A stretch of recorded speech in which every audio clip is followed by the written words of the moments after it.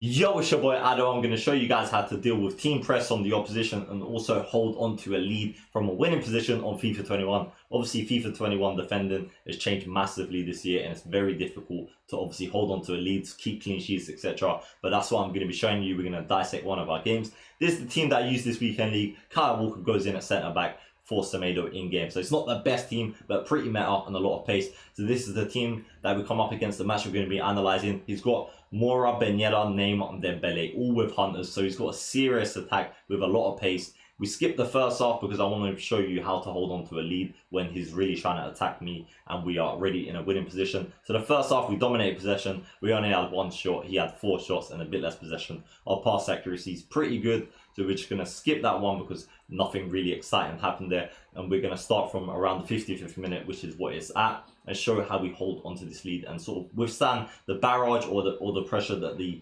opposition has applied on us. Obviously, team press is one of the most overpowered things this year. You might have heard a lot of pros talk about it on Twitter. A lot of sort of general casual players even mention team press. It's just super effective. They did obviously nerf it on the first sort of patch on FIFA 21, which was good, and they have nerfed it again. But the patch comes out on PC first, then it will come out on console after that. So hopefully that should make a difference. What they have done is actually make it drain your stamina even more, and also the timer for it is even shorter. But yeah, you can see how we're dealing with the pressure here. We're not panicking. You need to keep your composure when you're in a winning position. Trust me, I know how difficult it is because you just get smothered like this guy. But you got to remember, if you're using a formation like I am, a 4-2-3-1, there is always space. There is literally always space. It's just whether you can see it or not. It might not feel like there is space when they're on constant pressure. And yeah, don't get me wrong, a lot of the players will be marked. But somewhere, if you do an extra turn, if you do a bit of agile dribbling, have a bit of patience, keep your nerve a bit, keep your head a bit, you will get the ball back eventually and retain it. And this is sort of how you will deal with it. So we'll just run you through most of this match, really, most of the second half, and to see how we withstand the opposition using the team press against us.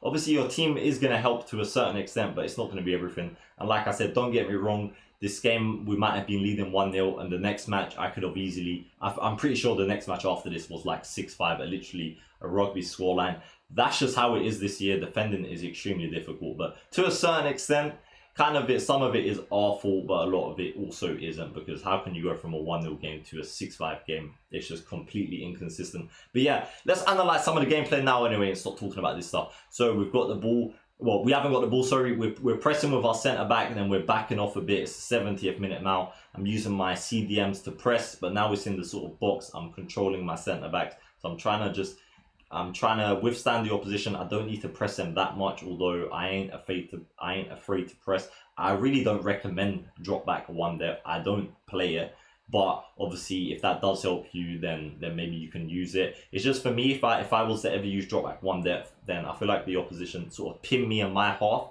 and I'm stuck with it. So what you got to do here, we was just drop back a little bit, our ultra defensive tactics, and then we just defending, keeping calm. He's trying to press me with his right winger. I'm looking for spaces. He's pressing me now with Neymar. I pass it to my centre-back. I probably shouldn't have done this because Gomez, it was a bit risky, but we turned the other way. We got the ball back. Mane looking for I think that was Kevin De Bruyne. And obviously the pass went away. So we're in like nearly the 80th minute now. It's 1-0. So Futchamps game, so a really important match, and we're trying our best to keep in this game.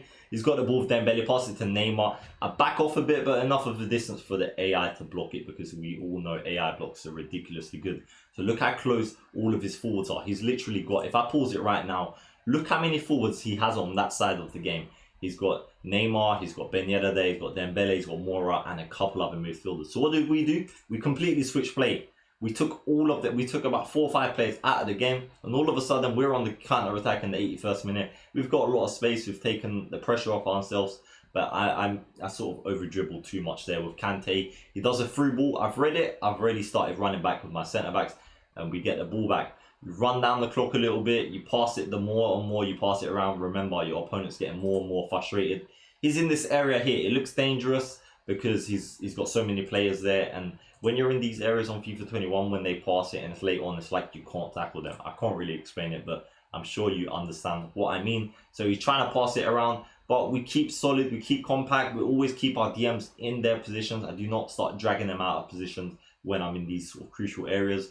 86th minute now. I think we had the ball from the 85th minute, and just watch the clock. We're not trying to time waste. Well, we are, but I'm not trying to do it in like a dirty way where I'm just standing in the corner flag, shielding the ball constantly. I'm passing it around. I'm dominating possession. If there is a chance, I will try and punish him. But I don't need to attack. He needs to come at me. If he wants to press me, he can. I don't mind. I can deal with it. We've got the ball with Walker. We're finding space. I do a first time pass, with João Felix because we would have lost the ball. Bit of agile dribbling. We find this space here. We've got Mane. We turn around, walk in. You do not need to run. Just jog, walk. You do not need to sprint. Just take your time. We got the ball with Dembele. And at this point, it was the 91st minute that I was pretty much confident, which was a bit risky, that the game would have been done. And yeah, that's how we saw the game out. We only had 2 shots. I rarely sort of have games where I dominate someone but only have 2 shots. But he was a really skilled opposition and his team was good. So that is what it is. And don't really know at that stage. Maybe I was on 19 wins or something like that. But yeah, thank you very much for watching the video. If it did help you, smash that like button, subscribe to our channel. I'll see you in the next one. It's been your boy. Please, one more thing to say. Safe.